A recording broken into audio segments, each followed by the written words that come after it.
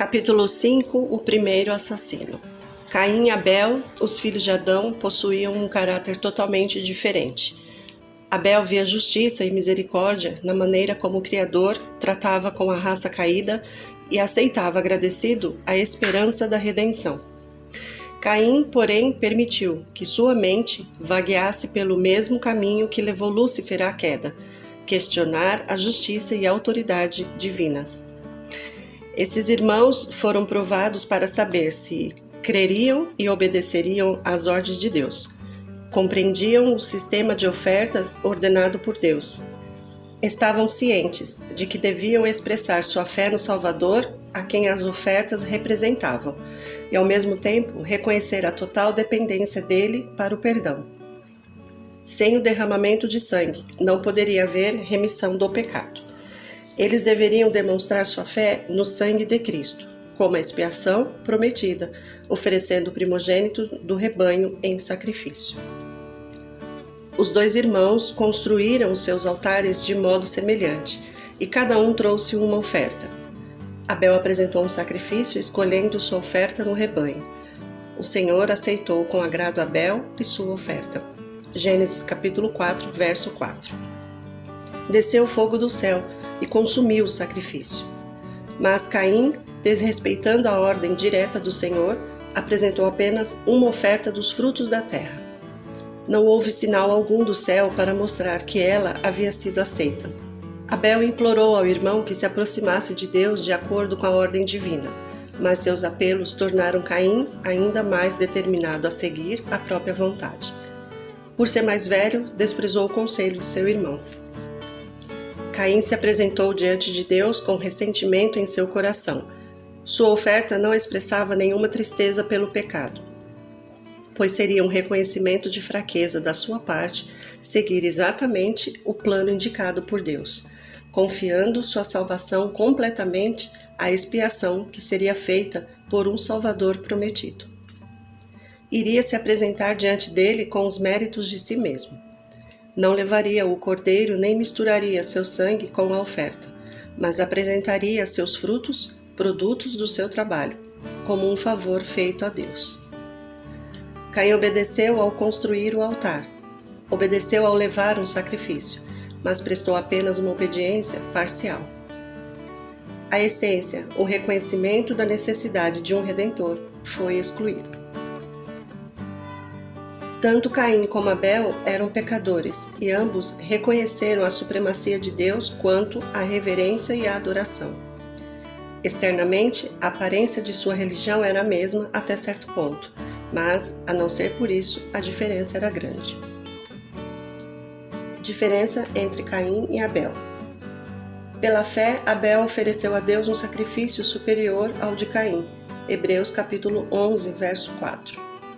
Abel viu a si mesmo como um pecador e enxergou tanto o pecado como sua penalidade, a morte, separando-o de Deus.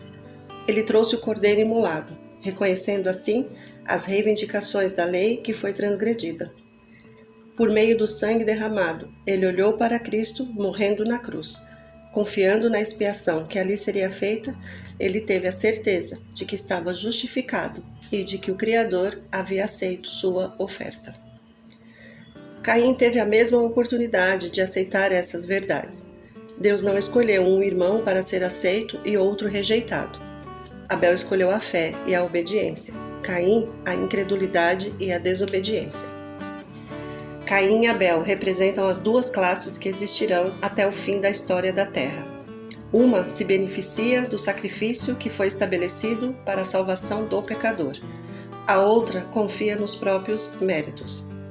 Aqueles que não sentem a necessidade do sangue de Cristo, que se sentem seguros da aprovação de Deus por suas obras, estão cometendo o mesmo erro de Caim. Quase toda religião falsa está baseada no mesmo princípio. O homem pode confiar nos próprios esforços para obter a salvação. Alguns alegam que a raça humana pode não apenas se aperfeiçoar, mas se elevar e se regenerar por si mesma. Da mesma forma que Caim julgava estar seguro do favor divino, apresentando uma oferta em que faltava o sangue do sacrifício, assim também fazem aqueles que esperam elevar a humanidade ao padrão divino. independentemente da expiação feita por Jesus. A história de Caim nos mostra que a humanidade não tem a tendência de olhar para cima, para o que é divino, mas para as coisas de baixo, que são satânicas. Cristo é a nossa única esperança. A fé verdadeira será revelada por meio da obediência a todos os mandamentos de Deus. Desde os dias de Adão até o presente, o grande conflito tem sido com relação à obediência à lei de Deus. Em todas as épocas existiram aqueles que se achavam no direito de obter o favor de Deus, mesmo quando deixavam de obedecer a algumas de suas ordens. Entretanto, foi pelas obras que a fé foi aperfeiçoada, e sem as obras de obediência, a fé está morta.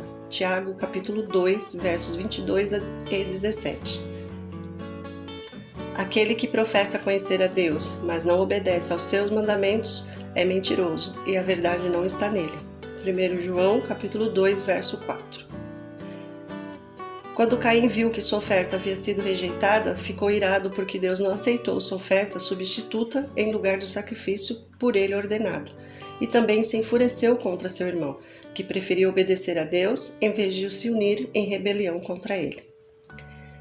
Deus não deixou Caim entregue a si mesmo, mas se dispôs a conversar com ele, que se mostrou tão insensato. Por que você está furioso? Por que se transtornou o seu rosto? Se você fizer o bem, não será aceito? Mas se não fizer, saiba que o pecado ameaça a porta. Gênesis capítulo 4, verso 6.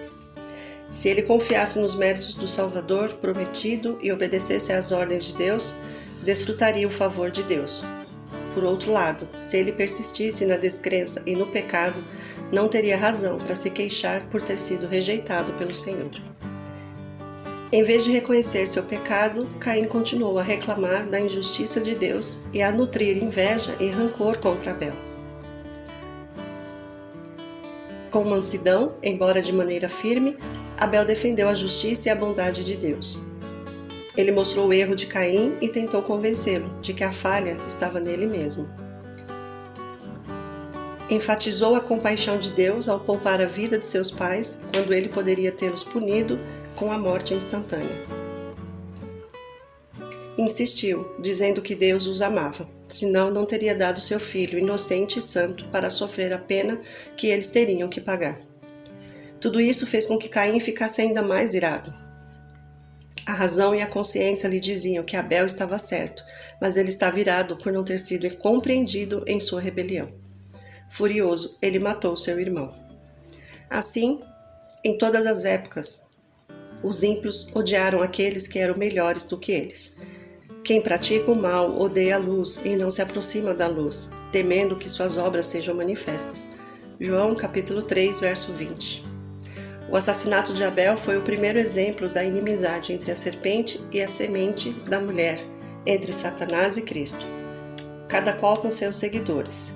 Sempre que pela fé no Cordeiro de Deus, uma pessoa se recusa a atender ao pecado, Satanás fica irado. A vida santa de Abel foi um testemunho contra a negação de Satanás de que guardar a lei de Deus é impossível para os seres humanos. Quando Caim viu que não podia dominar Abel, ficou tão irado que destruiu a vida do irmão. Onde quer que alguém se coloque em defesa da lei de Deus, o mesmo Espírito será manifestado. Apesar disso, todo mártir que morreu por Jesus morreu como um vencedor. Caim, o assassino, foi logo chamado para responder por seu crime. Então o Senhor perguntou a Caim: "Onde está seu irmão Abel?" Respondeu ele: "Não sei. Sou eu responsável por meu irmão?" Gênesis capítulo 4, verso 9. Ele recorreu à falsidade para esconder sua culpa. A sentença de Caim. Novamente o Senhor perguntou a Caim: "O que foi que você fez? Escute, da terra o sangue do seu irmão está clamando." Gênesis capítulo 4, verso 10. Caim teve tempo suficiente para refletir. Ele compreendia quão horrível era a natureza do ato que havia praticado e a mentira que havia proferido para tentar ocultá-lo. Mas ele ainda continuou sendo rebelde e a sentença não mais foi atendida. Ele compreendia quão horrível era a natureza do ato que havia praticado e a mentira que havia proferido para tentar ocultá-lo. Mas ele ainda continuou sendo rebelde, e a sentença não mais foi adiada. A voz divina pronunciou as terríveis palavras: agora amaldiçoado é você pela terra, que abriu a boca para receber da sua mão o sangue do seu irmão. Quando você cultivar a terra, esta não lhe dará mais da sua força. Você será um fugitivo errante pelo mundo. Gênesis capítulo 4, versos 11. Por causa da sua misericórdia, Deus ainda poupou a vida de Caim e lhe deu a oportunidade de arrependimento. Mesmo assim, Caim viveu somente para endurecer cada vez mais o coração, para estimular a rebelião contra a autoridade divina e para se tornar o chefe de toda uma linhagem de pecadores obstinados. Sua influência exerceu uma força desmoralizadora, até que toda a terra se tornou tão corrupta e cheia de violência que foi preciso ser destruída. A trágica história de Caim e de seus descendentes foi um exemplo de qual teria sido o resultado de permitir que o pecador vivesse para sempre, a fim de continuar em sua rebelião contra Deus. A paciência de Deus não convenceu o ímpio a deixar de ser ousado e desafiador. 15 séculos após ter sido pronunciada a sentença sobre Caim, o crime e a corrupção inundaram a terra. Estava claro que a sentença de morte sobre a raça caída era não apenas justa, mas um ato de misericórdia. Quanto mais tempo os homens viviam em pecado, mais degradados e imprudentes se tornavam. Satanás está em constante atividade para deturpar o caráter e o governo de Deus, a fim de manter os habitantes do mundo sob seus enganos. Deus vê o fim desde o princípio. Seus planos foram abrangentes e de longo alcance, não somente para pôr um fim à rebelião, mas demonstrar a natureza dessa rebelião para todo o universo, reafirmando amplamente a sua sabedoria e a justiça na maneira de lidar com o mal. Os habitantes de outros mundos observam com profundo interesse a condição existente na Terra antes do dilúvio. Eles viram os resultados da forma de governo que Lúcifer tinha tentado estabelecer no céu, colocando de lado a lei de Deus. Os pensamentos do coração humano eram somente maus, continuamente, e em conflito com os princípios divinos da pureza, da paz e do amor. Esse foi um exemplo da terrível depravação resultante da astúcia de Satanás. Pelos fatos revelados no desenrolar do grande conflito, Deus tem a simpatia de todo o universo, enquanto passo a passo seu grande plano avança para o cumprimento final na completa destruição da rebelião. Ficará constatado que todos aqueles que rejeitaram os preceitos divinos estavam do lado de Satanás na luta contra Cristo.